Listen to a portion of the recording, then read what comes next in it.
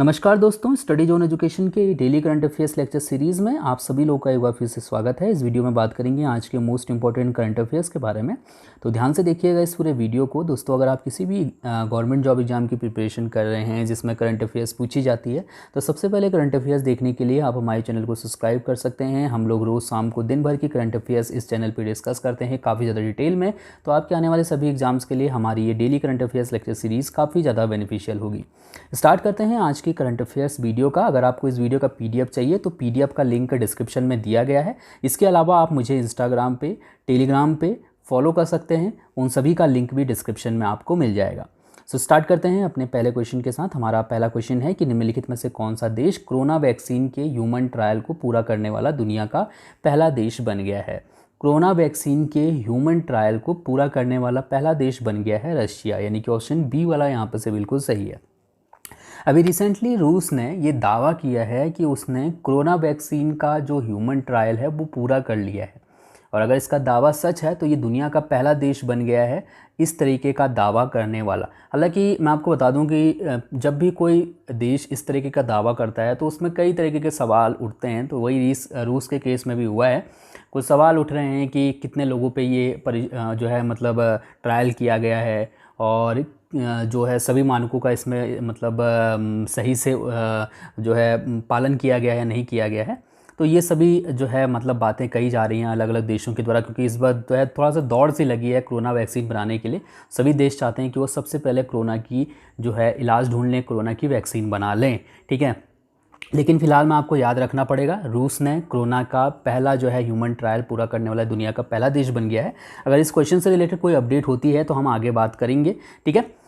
Moscow स्थित सरकारी medical university Sechenov ने ट्रायल किया है। ये जो ट्रायल किया गया है वो इस यूनिवर्सिटी के द्वारा किया गया है, और उसने पाया है कि जितने भी लोगों पे इसका ट्रायल किया गया है, जितने भी लोगों पे इस वैक्सीन का ट्रायल किया गया है, वो सभी लोग जो है मतलब सही से रिकवर हो पाए कोरोना से। तो यहाँ पर इस यूनिवर्सिटी का मानना है कि जो ये वैक्सीन है ये सभी लोगों के लिए काफ़ी ज़्यादा जो है उपयोगी है, ये मनुष्य के लिए सुरक्षित है।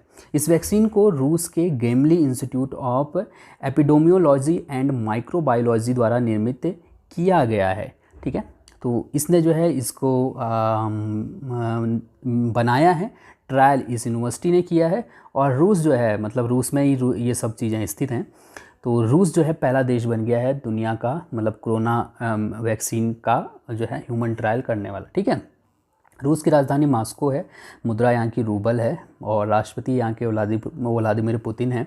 मैं आपको रूस ले चलता हूँ। तो ये अपना इंडिया है, और जस्ट आप ऊपर देखेंगे मंगोलिया से लगा हुआ ये है रशिया, ठीक है।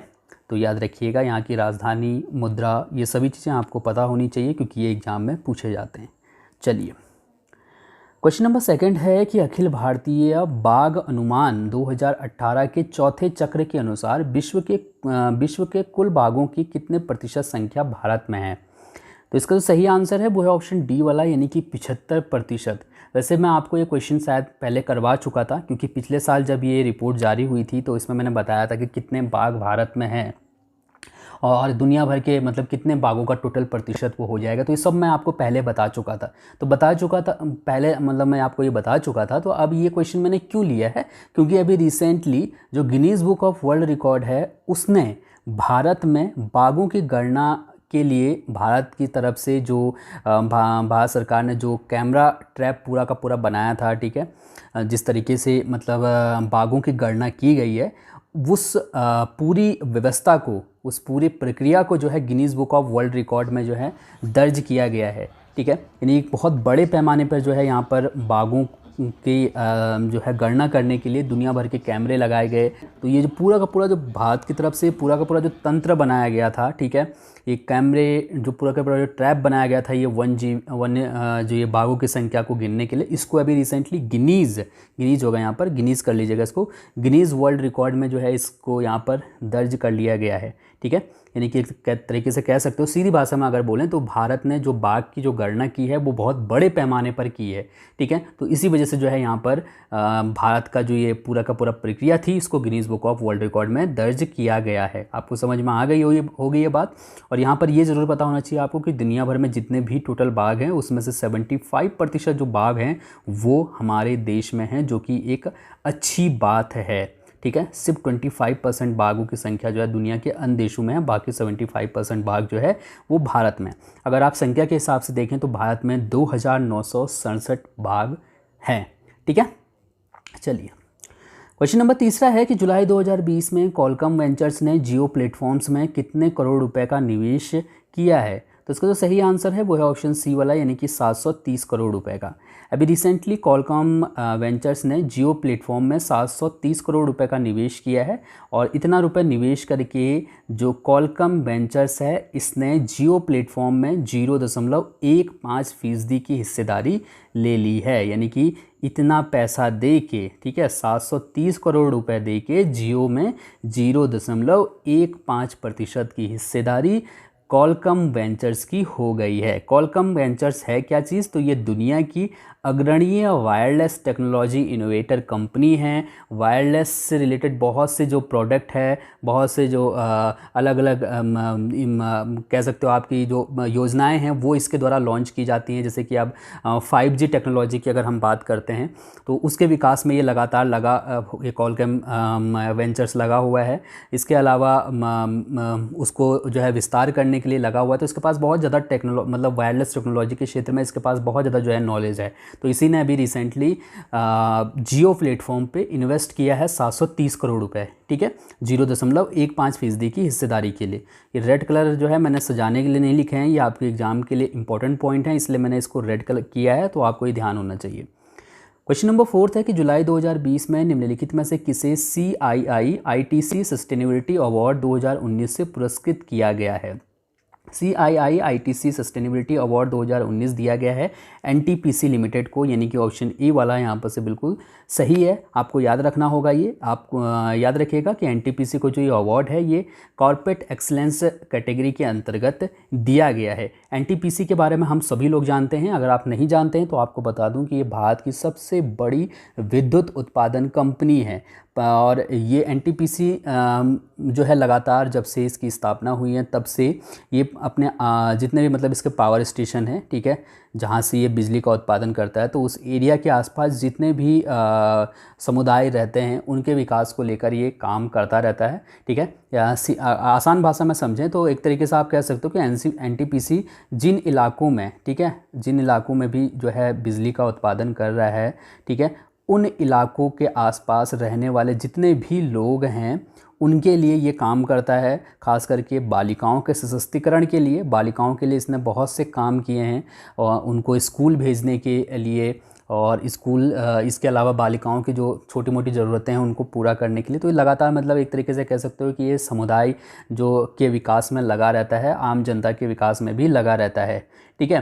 तो NTPC लिमिटेड को सस्टेनेबिलिटी अवार्ड दिया गया है 2019 का। इंपॉर्टेंट क्वेश्चन है एग्जाम के लिए, याद रख सकते हैं। ये सभी पॉइंट मैंने आपके एक्स्ट्रा जानकारी के लिए बताए हैं, लेकिन यहाँ से भी क्वेश्चन बन के आ सकता है। अगर आपसे पूछा जाता है कि भारत की सबसे बड़ी विद्युत उत्पादन कंपनी कौन सी है, तो आपको ध्यान होना चाहिए NTPC। क्वेश्चन नंबर 5वां है कि जुलाई 2020 में किसके द्वारा देश भर के स्कूली छात्रों के लिए ATL app development module launch किया गया है, ठीक है। ATL ऐप डेवलपमेंट मॉड्यूल ये किसने लॉन्च किया है अभी रिसेंटली? तो इसका जो सही आंसर है वो है ऑप्शन सी वाला, यानी कि नीति आयोग ने। अभी रिसेंटली नीति आयोग ने एक प्रोग्राम लॉन्च किया है, नाम दिया गया है ATL ऐप डेवलपमेंट मॉड्यूल, और इसके द्वारा, ठीक है, इसके द्वारा बेसिकली, अच्छा चलिए ये वाला पॉइंट में पढ़ लेता हूँ फिर आपको समझा दूंगा। ये जो मॉड्यूल है इसको भारतीय स्टार्टअप कंपनी प्लेज़मो के सहयोग से लॉन्च किया गया है। तो ये आप यहाँ से याद रखिएगा। इस पहल के तहत जो है मुफ्त पाठ्यक्रम है ये ATL ऐप डेवलपमेंट मॉड्यूल जो है वो एक मुफ्त ऑनलाइन पाठ्यक्रम है। इसके द्वारा जो ये लाइन पूरी पढ़ लेता हूँ मैं, फिर आपको समझा दूंगा। स्कूल के छात्रों के कौशल को ऐप यूजर से ऐप मेकर के रूप में बदल दिया जाएगा इस प्रोग्राम के द्वारा। क्या समझे यहाँ से? इसका मतलब सीधे सीधे ये है कि ये एक प्रोग्राम है जो आपको ऐप बनाना सिखाएगा, ठीक है। तो किसी भी भाषा में जो है, अलग अलग विभिन्न भाषाएं इसके अंतर्गत दी गई हैं, तो उन भाषाओं में आप ऐप जो है डेवलप कर सकते हैं। ATL ऐप डेवलपमेंट मॉड्यूल एक प्रोग्राम है जिसके द्वारा जो बच्चे हैं, जो चाहे स्कूल जाने वाले हों या कॉलेज वाले जो हों, वो जो है ऐप बनाना सीख सकते हैं। इसके अलावा जो नीति आयोग है वो अटल इनोवेशन मिशन के तहत जो स्कूल के जो अध्यापक हैं उनको भी ट्रेनिंग देने की कोशिश करेगा कि समय समय पर जो ऐप से रिलेटेड जो अपडेट हैं उनके बारे में वो बताएगा, ताकि छात्र जब सीखें तो वो अपने अध्यापक से भी मदद ले पाएंगे, ठीक है। तो आपको ये चीज़ समझ में आ गया होगा। ये पहले मैंने सिंपल लिख देता हूँ क्योंकि ये सब चीज़ें जो है आपको PDF में मिल जाती हैं। तो मेरी ये कोशिश रहती है कि जब आप PDF पढ़ें तो चीज़ों को समझ पाएँ। अगर आपको PDF समझ में नहीं आती है, मान लीजिए जैसे मैंने ये लाइन लिख दी, आपको यहाँ पर समझ में नहीं आया, तो आप वीडियो पे आके आपने एक बार फिर से क्लियर कर दिया। लेकिन आपसे रिक्वेस्ट ये है कि वीडियो पूरा देखने के बाद ही PDF डाउनलोड करके पढ़ा करिए, कोई फ़ायदा नहीं है, वरना कई चीज़ें मिस हो जाती हैं, कई चीज़ें समझ में नहीं आती हैं, तो वो थोड़ा सा दिक्कत हो जाती है, ठीक है। नीति आयोग का मुख्यालय नई दिल्ली में है और इसके CEO हैं अमिताभ कांत, तो ये आपको यहाँ से ध्यान रखना होगा। चलिए, इसके बाद क्वेश्चन नंबर 6 है कि UK सरकार के अंतर्राष्ट्रीय व्यापार विभाग द्वारा 2019-20 के लिए जारी किए गए आंतरिक निवेश आंकड़ों के अनुसार प्रत्यक्ष विदेशी निवेश के द्वारा ब्रिटेन में निवेश करने वाला दूसरा सबसे बड़ा निवेशक कौन सा देश है। FDI के द्वारा ब्रिटेन में सबसे ज़्यादा निवेश करने वाला दूसरा देश है हमारा देश, यानी कि भारत। सो ऑप्शन ए वाला यहाँ पर से बिल्कुल सही है। तो भारत ने FDI के माध्यम से सबसे ज़्यादा निवेश किया है ब्रिटेन में, ठीक है। दूसरे स्थान पे, पहले स्थान पे ब्रिटेन में सबसे ज़्यादा जिसने निवेश किया है वो है अमेरिका, ठीक है। तो सीधी भाषा में बोलें तो अमेरिका ने सबसे ज़्यादा जो है पैसा लगा रखा है ब्रिटेन में, अलग अलग फैक्ट्रियों में, अलग अलग प्रोजेक्ट में, और दूसरे नंबर पे भारत ने पैसा लगा रखा है ब्रिटेन के अलग अलग प्रोजेक्ट में, ठीक है, यानी कि जो ब्रिटेन के अंदर ही चल रही हैं। और जर्मनी उसके बाद तीसरे स्थान पे है, फ्रांस उसके बाद चौथे स्थान पे, फिर चीन है, फिर हांगकांग है। आंकड़ों के अनुसार 2019 में ब्रिटेन में 120 भारतीय परियोजनाएं थी और इसने 5429 लोगों को रोज़गार दिया था, ठीक है। तो याद रखिएगा, आप लोग समझ रहे होंगे, ध्यान रखना होगा। अच्छा क्वेश्चन है एग्जाम के पॉइंट ऑफ व्यू से देखा जाए तो। क्वेश्चन नंबर 7वां है कि किस राज्य में भारत की पहली लोक अदालत का आयोजन किया गया। भारत की पहली लोक अदालत का आयोजन कौन से राज्य में किया गया, ये हमको यहाँ से बताना है। तो इसका जो सही आंसर है वो है ऑप्शन बी वाला, यानी कि छत्तीसगढ़ में। अभी रिसेंटली छत्तीसगढ़ में भारत की पहली लोक अदालत का आयोजन किया गया। 11 जुलाई को छत्तीसगढ़ के बिलासपुर जिले में राज्य स्तरीय लोक अदालत का आयोजन किया गया है। इस अदालत में राज्य के 3000 से अधिक मामलों की सुनवाई की गई। आपकी जानकारी के लिए बता दूं कि भारत में जो सबसे पहली लोक अदालत का आयोजन किया गया था वो 1982 में गुजरात में किया गया था। भारत का पहला जो लोक अदालत आयोजित हुआ था वो 1982 में गुजरात में हुआ था, और जो पहला लोक अदालत आयोजित हुआ है वो छत्तीसगढ़ में आयोजित हो रखा है। तो ये आपको यहाँ से ध्यान रखना होगा। अच्छा, चलिए, यहाँ पर अदालत आपको समझ में आ रहा होगा, ठीक है।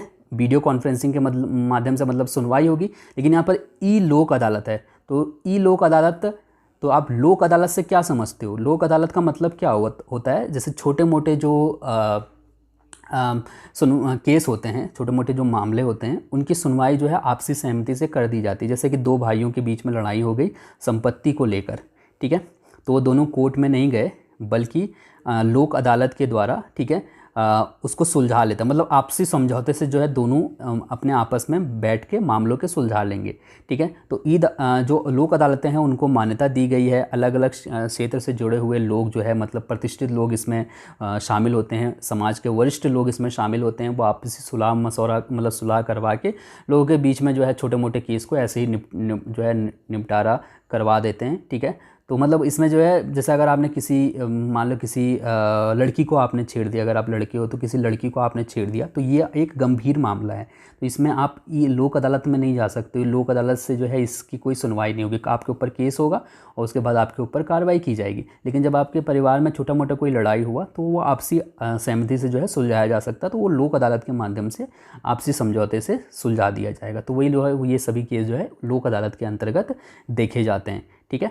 हालांकि अगर आप चाहें तो अदालत में जा सकते हैं, केस कर सकते हैं, वो बात अलग है।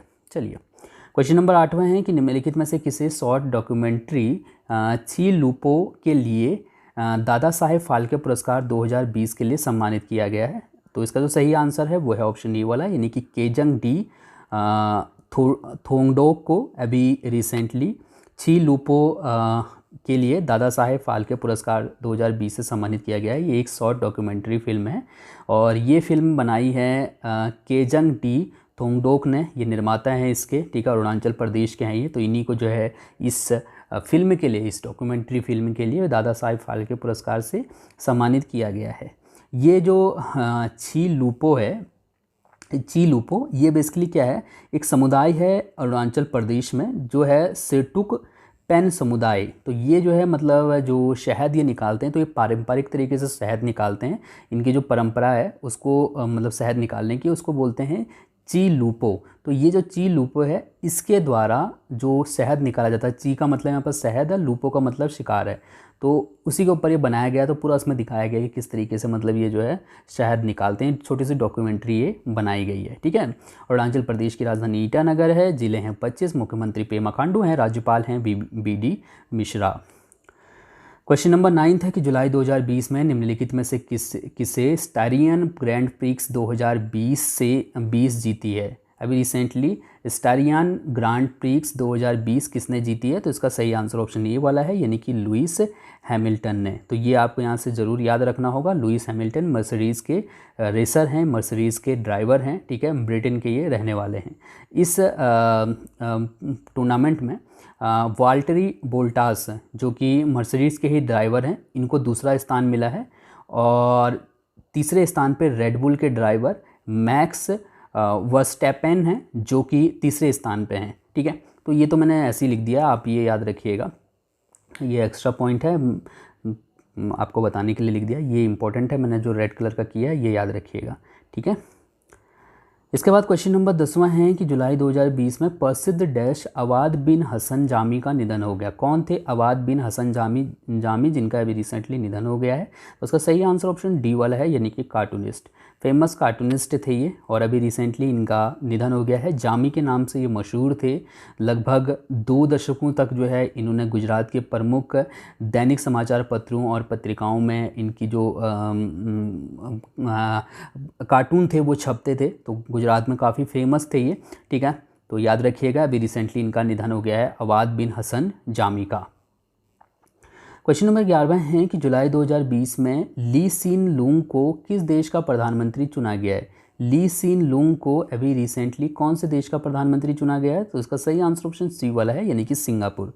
हालांकि ये पहले से ही सिंगापुर के प्रधानमंत्री थे और एक बार फिर से जो है ये प्रधानमंत्री बन चुके हैं। 2004 से लगातार सिंगापुर के प्रधानमंत्री है और इस बार चुनाव में फिर से जो है इनकी जीत हुई है और एक बार फिर से ये प्रधानमंत्री बन चुके हैं, ठीक है। ली सीन लूंग, सिंगापुर की मुद्रा है सिंगापुर डॉलर और यहाँ की राजधानी सिंगापुर सिटी है, ठीक है।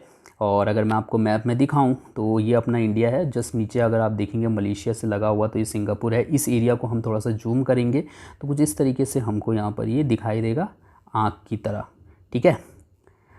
इसके बाद क्वेश्चन नंबर 12 है कि मलाला दिवस कब मनाया जाता है? मलाला दिवस हर साल 12 जुलाई को मनाया जाता है। सो ऑप्शन बी वाला यहाँ पर से बिल्कुल सही है। यह दिवस लड़कियों की शिक्षा के लिए आवाज़ उठाने के कारण तालिबान की गोलियों की शिकार बनी मलाला यूसुफजई के जन्मदिन के अवसर पे मनाया जाता है। आपको ध्यान होगा कि 9 अक्टूबर 2012 को पाकिस्तान के खैबर पख्तून प्रांत में तालिबान के आतंकियों ने मलाला यूसुफजई के सिर में गोली मार दी थी क्योंकि वो लगातार महिला शिक्षा को लेकर जो है आवाज़ उठा रही थी। तो जब इनको गोली मारी गई तो पहले इनका इलाज पाकिस्तान में चला, उसके बाद उनको ब्रिटेन भी ले जाया गया, तो फिर वो ठीक हो गई। उसके बाद उनको बाद में नोबेल पुरस्कार भी दिया गया। तो यहाँ पर आप ध्यान रखिएगा कि मलाला दिवस जो है वो 12 जुलाई को मनाया जाता है, ठीक है। इसके बाद क्वेश्चन नंबर 13 है कि हाल ही में एशिया कप क्रिकेट टूर्नामेंट को जून 2021 तक के लिए स्थगित कर दिया गया है। इस टूर्नामेंट का आयोजन किस देश में होने वाला है? मतलब 2021 में मतलब इसका आयोजन कहाँ पर होगा, ये हमसे पूछा जा रहा है। तो इसका जो सही आंसर है वो है ऑप्शन बी वाला, यानी कि श्रीलंका में। इस बार जो है एशिया कप टूर्नामेंट का आयोजन होने वाला था सितंबर माह में, तो इसका आयोजन पाकिस्तान में हो रहा था, लेकिन अब जो है इस साल इसका आयोजन नहीं किया जाएगा, यानी कि 2020 में इस कप का आयोजन नहीं किया जाएगा। अब 2021 में इस कप का इस टूर्नामेंट का जो आयोजन है वो श्रीलंका में होगा। ठीक है, याद रखिएगा। तो जून में कहा जा रहा है कि जून 2021 के बाद जो है, या जून 2021 में श्रीलंका में इस टूर्नामेंट का आयोजन होगा। जो भी डेट निकल के आएगी वो बाद में हम डिस्कस करेंगे। फिलहाल में 2021 जून 2021 से पहले जो है इस एशिया कप टूर्नामेंट का आयोजन नहीं किया जाएगा। तो इस साल वाला जो कप का टूर्नामेंट, मतलब इस साल का जो टूर्नामेंट होने वाला था पाकिस्तान में, वो भी अब नहीं होगा। ठीक है, इसके बाद बात करते हैं आपके लिए कल के प्रश्न की। इस प्रश्न का उत्तर आपको कमेंट करके बताना था। मैंने आपसे पूछा था कि कौन सा राज्य सभी घरों को गैस कनेक्शन देने वाला देश का पहला राज्य बन गया है, और आप में से लगभग सभी लोगों ने इस क्वेश्चन का आंसर बिल्कुल सही दिया था। इसका जो सही आंसर था वो था ऑप्शन ए वाला, यानी कि हिमाचल प्रदेश। हिमाचल प्रदेश पहला राज्य है जिसने सभी घरों को जो है LPG कनेक्शन दे दिया है।